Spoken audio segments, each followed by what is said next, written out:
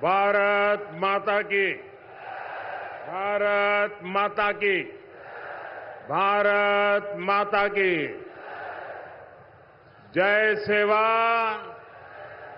जय जोहार। नर्मदा मैया की।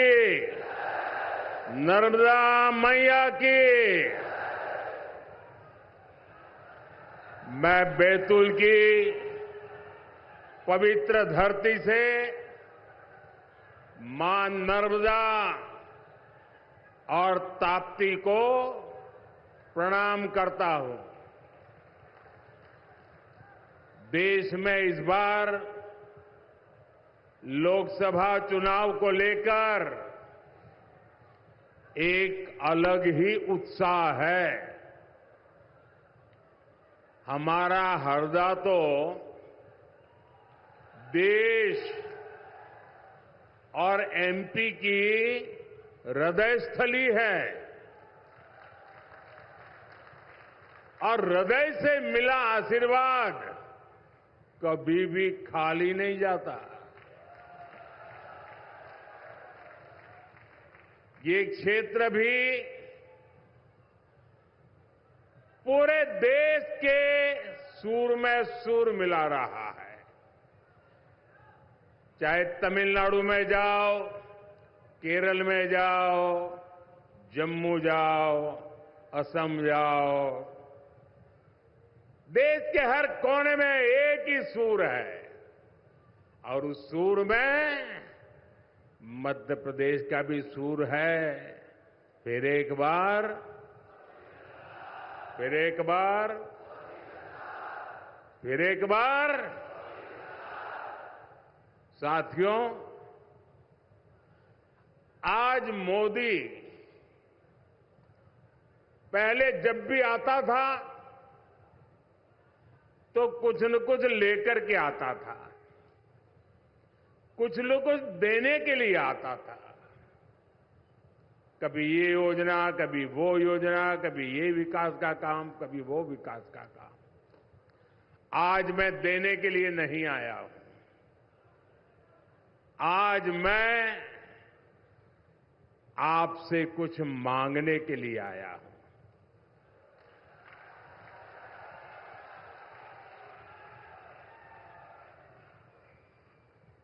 सर झुका करके मांगने के लिए आया हूं। मेरे लिए नहीं, आपके बच्चों के उज्जवल भविष्य के लिए मांगने के लिए आया हूं। मैं आज आपके पास मांगने के लिए आया हूं। देश के उज्जवल भविष्य के लिए मांगने के लिए आया हूं। मैं आज आपसे मांगने के लिए आया हूं विकसित भारत के संकल्प को साकार करने के लिए कुछ मांगने के लिए आया हूं। और मैं आपसे मांगता हूं आपके आशीर्वाद। मुझे आपके आशीर्वाद चाहिए। आपके आशीर्वाद ये मेरी बहुत बड़ी पूंजी है। जनता जनार्दन ईश्वर का रूप होती है और जब जनता जनार्दन आशीर्वाद देती है तो आशीर्वाद स्वयं ईश्वर के आशीर्वाद होते हैं।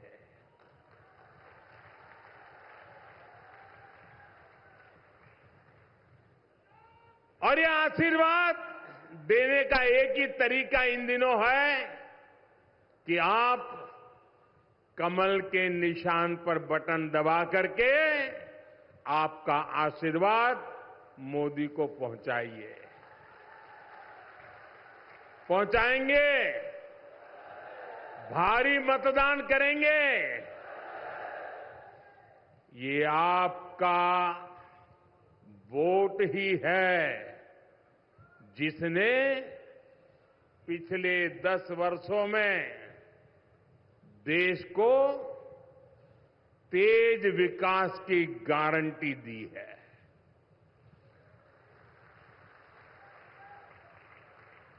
आपके एक वोट ने भारत को दुनिया की 5वीं सबसे बड़ी अर्थव्यवस्था बना दिया।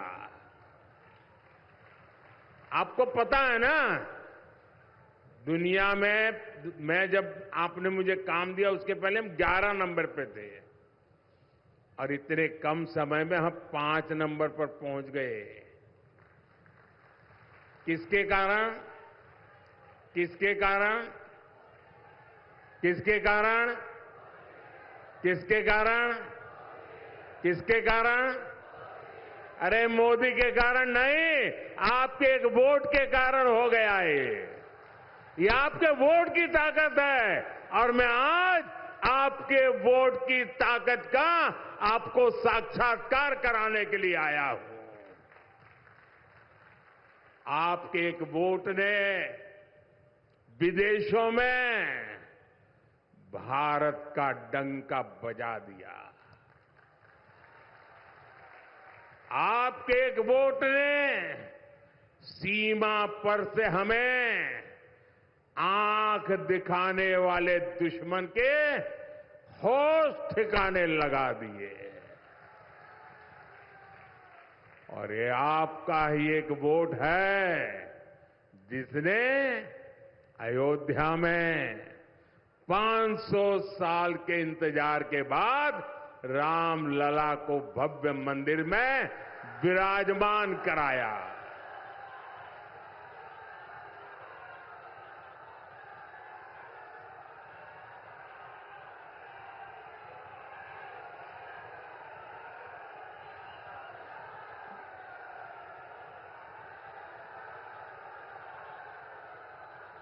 बेटा आप वो फोटो लेकर के नीचे बैठ जाइए, पीछे लोगों को दिखता नहीं है। आप बैठ जाइए। जय श्री राम।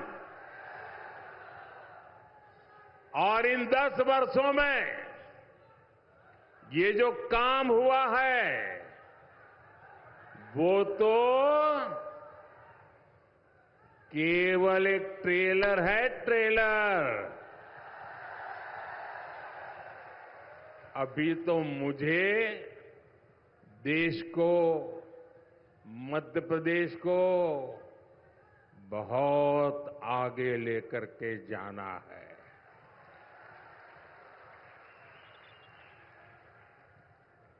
हमारे मुख्यमंत्री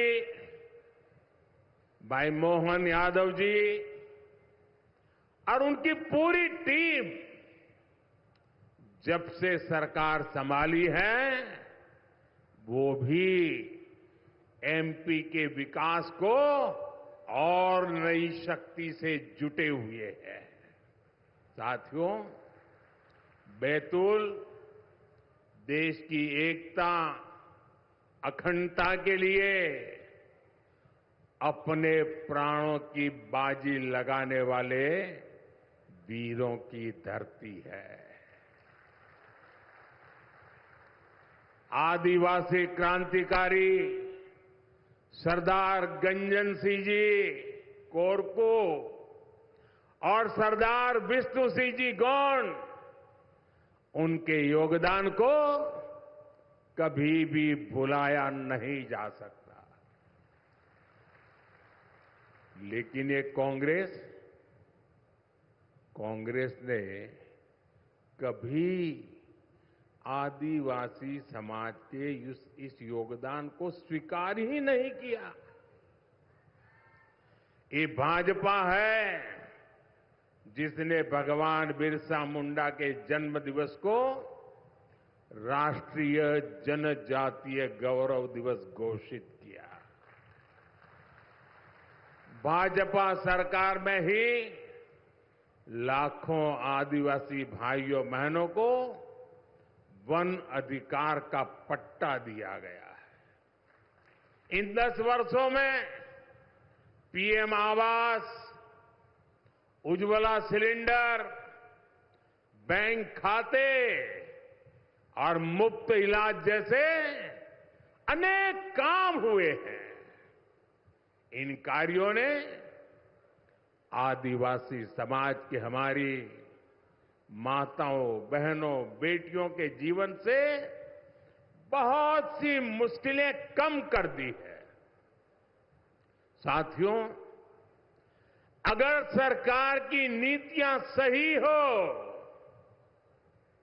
तो अन्नदाता क्या कर सकता है, ये बैतूल के किसानों ने करके दिखाया है।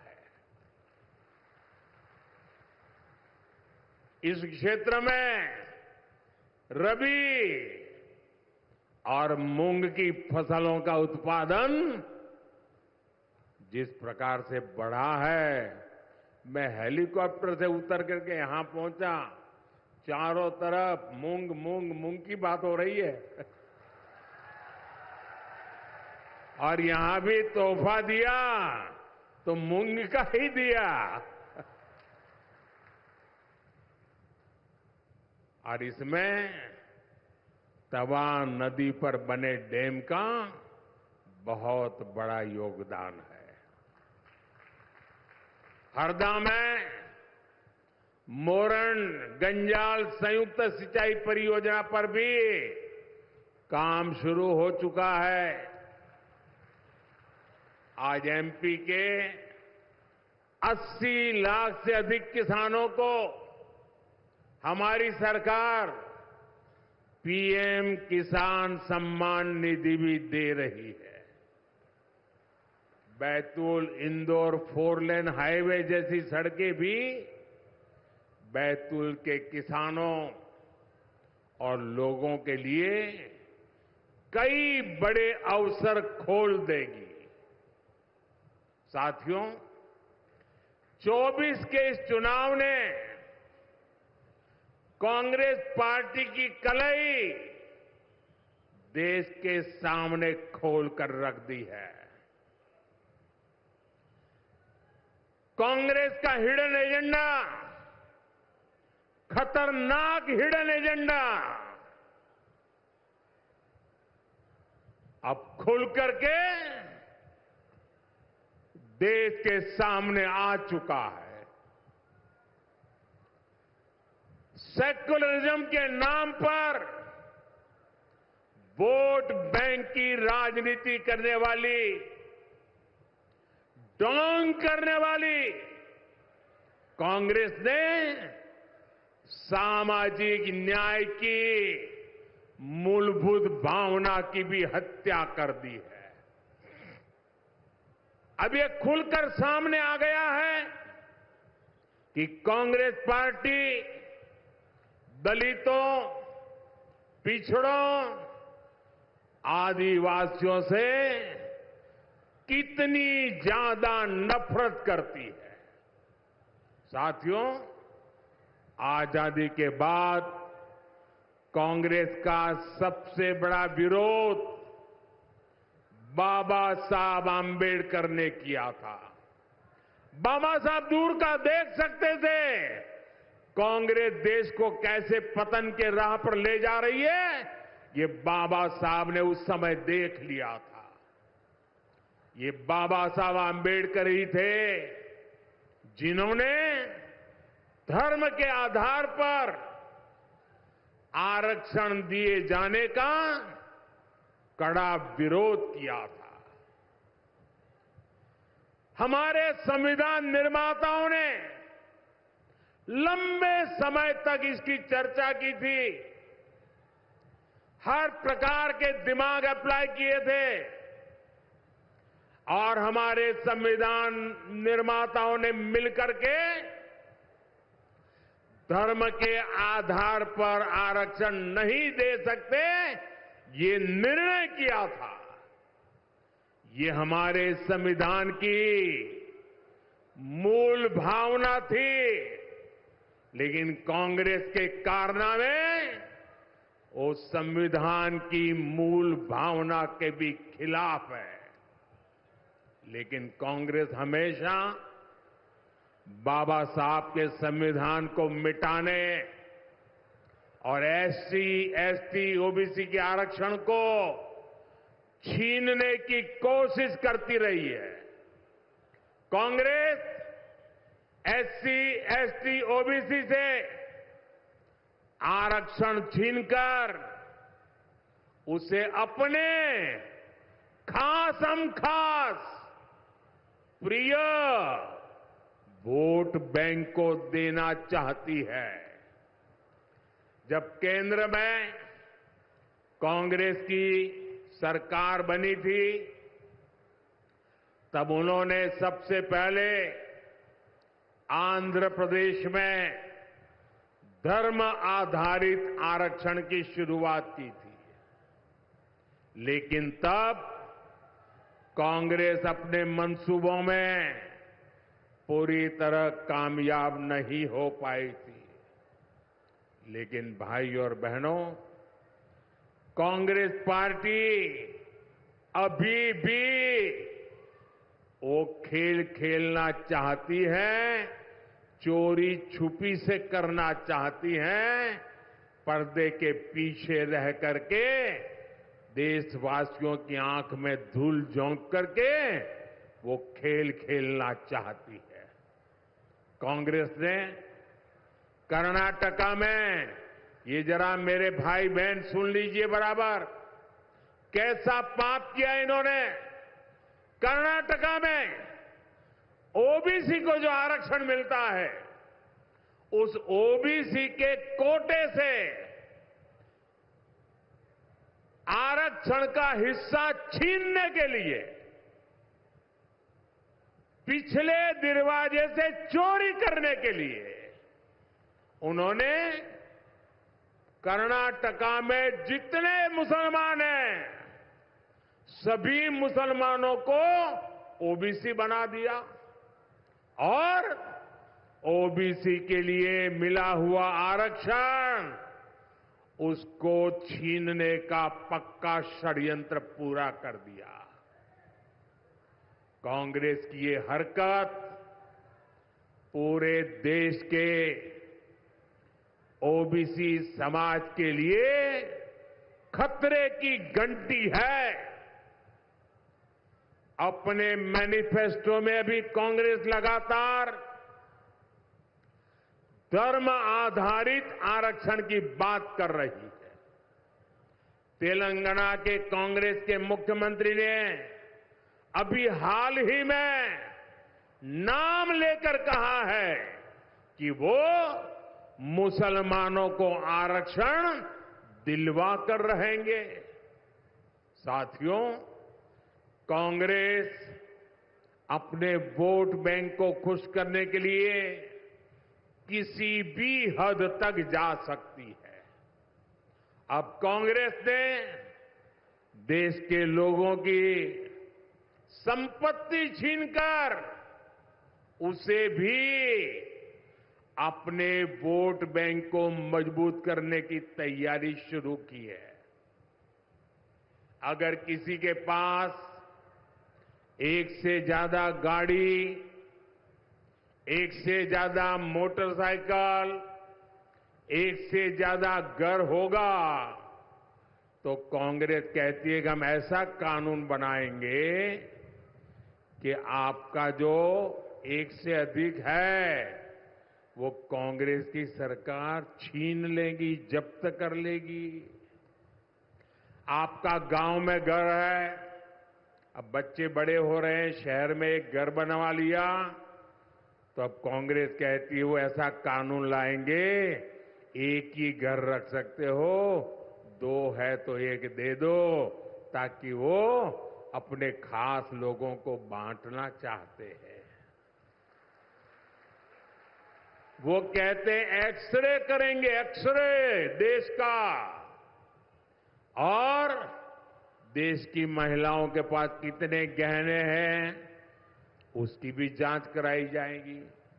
किस महिला के पास कितना स्त्री धन है उसकी भी जांच कराई जाएगी। मंगलसूत्र कैसे छीन लिया जाए उसकी योजना बनाई जाएगी। ये सब संपत्ति सोना चांदी छीनकर कांग्रेस अपनी वोट बैंक मजबूत करने के खेल खेल रही है। और इस बात का वो कांग्रेस के नेता अपनी रैलियों में खुला ऐलान कर रहे हैं। आप मुझे बताइए, आप अपनी संपत्ति किसी को भी छीनने देंगे क्या? छीनने देंगे क्या? ऐसे छीनने वालों को आप माफ करेंगे क्या?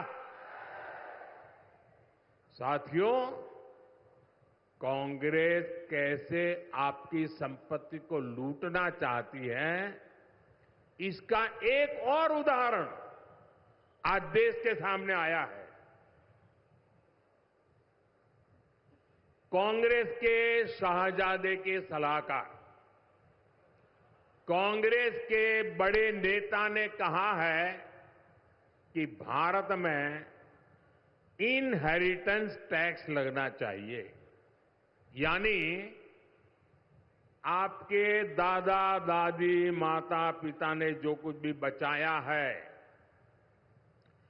और उनके स्वर्गवास के बाद जो आपको मिलेगा, उसमें से आधा कांग्रेस सरकार हड़प करना चाहती है।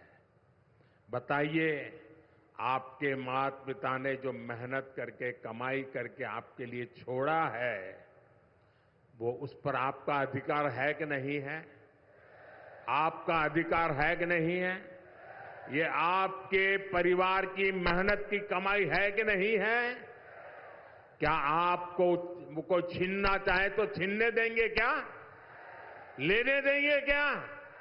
क्या ऐसा सोचने वाली कांग्रेस को सत्ता में आने देंगे क्या? क्या उनके लिए लूट चलाने का रास्ता खोल देंगे क्या? भाइयों बहनों, ये सोच कैसी है? अरे हमारे देश में तो अलग संस्कार है, अलग संस्कृति है, और कांग्रेस के नेता इस बयान पर बवाल के बाद अब कांग्रेस झूठ बोल रही है। ये तो शाहजादे के सलाहकार की व्यक्तिगत राय है, लेकिन सच्चाई ये है कि साल 2011 में भी कांग्रेस ने इनहेरिटेंस टैक्स की वकालत की थी। कांग्रेस के तब के एक बड़े मंत्री ने प्लानिंग कमीशन में कहा था कि इनहेरिटेंस टैक्स का विचार किया जाए। विरासत पर टैक्स लगाने की कांग्रेस की पुरानी इच्छा से कांग्रेस इनकार नहीं कर सकती। साथियों, हमारे देश में मेहनत करके थोड़ा थोड़ा बचाकर आने वाली पीढ़ियों के लिए कुछ न कुछ संपत्ति छोड़कर जाने की परंपरा है। कितना ही गरीब क्यों ना हो, लेकिन दादा सोचेगा, दादी सोचेगी, नाना सोचेगा, नानी सोचेगी, एक आध अगर चीज है तो संभाल के रखती है कि मेरी पोती बड़ी होगी ना तो उसकी शादी में काम आएगा, मेरा नाती बड़ा हो जाएगा तो उसकी शादी में काम आ जाएगा। 20-20, 30-30 साल तक वो संभाल करके रखते हैं, मुसीबत के समय पे भी निकाल करके खर्च नहीं करते हैं। क्यों? उनके मन में यही इच्छा रहती है कि जाऊं तो बच्चों के लिए कुछ छोड़ करके जाऊं। अब ये लोग कह रहे हैं, अब जो छोड़ोगे ना उस पर आधा हिस्सा हमारा रहेगा। क्या आप ये मंजूर कर सकते हैं? ऐसी कांग्रेस को मध्य प्रदेश में पैर रखने देंगे क्या? हिंदुस्तान में पैर रखने देंगे क्या? भाइयों बहनों, मुझे तो साफ दिखता है, कांग्रेस का मंत्र है, आप भी ये मंत्र याद रखना कांग्रेस का, और घर घर जाके बताना ये क्या मंत्र है कांग्रेस का। कांग्रेस का मंत्र है, कांग्रेस की लूट जिंदगी के साथ भी लूट और जिंदगी के बाद भी लूट। जिंदगी के साथ भी, जिंदगी के साथ भी लूट, जिंदगी के साथ भी, जिंदगी के साथ भी, जिंदगी के साथ भी, जिंदगी के बाद भी, जिंदगी के बाद भी ये है कांग्रेस। इसलिए आपको कांग्रेस से बहुत सावधान रहना है। साथियों, आज जब देश 25 साल के लक्ष्यों पर काम कर रहा है, अगले 5 साल का रोड मैप बना रहा है और सरकार में आने के बाद पहले 100 दिन के निर्णयों पर काम हो रहा है, तो इंडी गठबंधन वाले भी अपनी डफली, अपना राग आलाप रहे हैं। आपको ये सुनकर हंसी भी आ जाएगी और डर भी लगेगा। कुछ मीडिया रिपोर्ट्स में आया है कि इंडी गठबंधन वालों में चर्चा चल रही है, क्योंकि मोदी बार बार पूछता है कि बताओ भाई, इतना बड़ा देश किसको सुपुर्द करें? नाम तो बताना चाहिए भाई। आप बिना नाम इतना बड़ा देश किसी को सुपुर्द कर सकते हो क्या? ये लोग नाम बताने को तैयार नहीं है। ये लोग तो बता दिए भाई मोदी है, बताओ आपको देना है तो ये मोदी है, दीजिए। कहा कि नहीं कहा? आपके सामने नाम है ना, दूसरी तरफ नाम ही नहीं है। इतना बड़ा देश किसको देना, इसका देश को पता होना चाहिए कि नहीं होना चाहिए? जरा बोलो ना, पता होना चाहिए कि नहीं होना चाहिए? आपको पता है वो किसको देना चाहते हैं? पता है किसी को? तो ऐसा अंधेरे में हम तीर मार सकते हैं क्या? यहां तो साफ साफ है, 10 साल का अनुभव है, मोदी आपके सामने है और सब लोगों ने कहा है कि भाई मोदी हमारा उम्मीदवार है।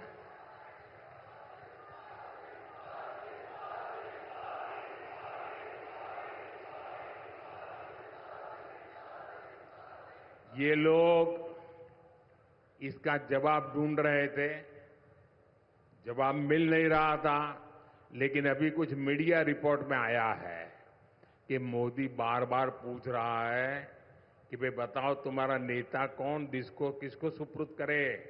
तो बोलते हैं उन्होंने फॉर्मूला बनाई है, उन्होंने फॉर्मूला बनाई है कि कौन प्रधानमंत्री बनेगा। कहा जा रहा है कि ये लोग 1 ईयर 1 PM फॉर्मूला बना रहे हैं, यानी 1 साल 1 PM, दूसरे साल दूसरा PM, तीसरे साल तीसरा PM, चौथे साल चौथा PM, 5वें साल 5वां PM। बताओ भाई क्या होगा देश का? क्या होगा? क्या होगा मुझे बताइए? देश बचेगा क्या? आपका सपना बचेगा क्या? आपके बच्चों का भविष्य बचेगा क्या?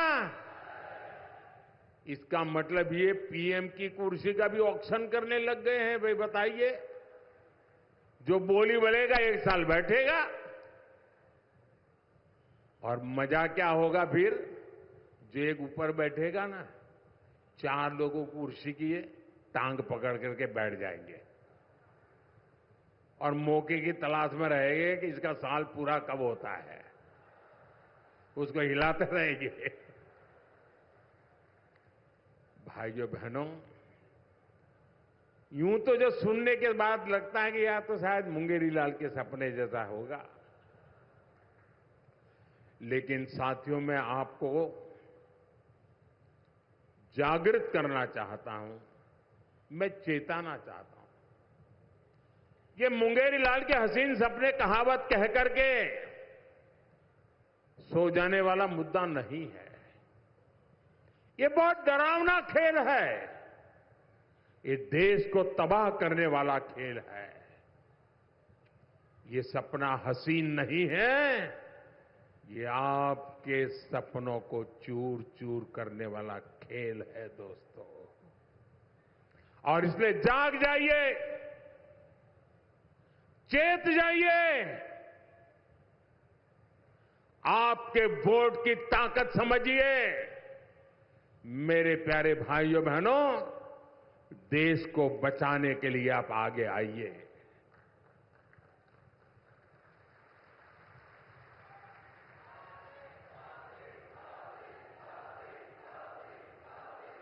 जो रील्स में, सोशल मीडिया पर लोग मजाक में कहते हैं, उस पर इंडी गठबंधन बहुत गंभीरता से विचार कर रहा है। आप मुझे बताइए, आप इस 1 साल 1 पीएम वाले फॉर्मूले से सहमत है क्या? 5 साल में 5 पीएम आपको मंजूर है क्या? क्या देश को ऐसे परिस्थिति में छोड़ सकते हैं क्या? तो दुनिया के लोग मजाक उड़ाएंगे कि नहीं उड़ाएंगे? तो दुनिया में देश का जो आज नाम बना है, वो धड़ाक से नीचे आएगा कि नहीं आएगा? ये जो चंद्रयान भेजा है, अब गगनयान भेजना है, वो जा पाएगा क्या?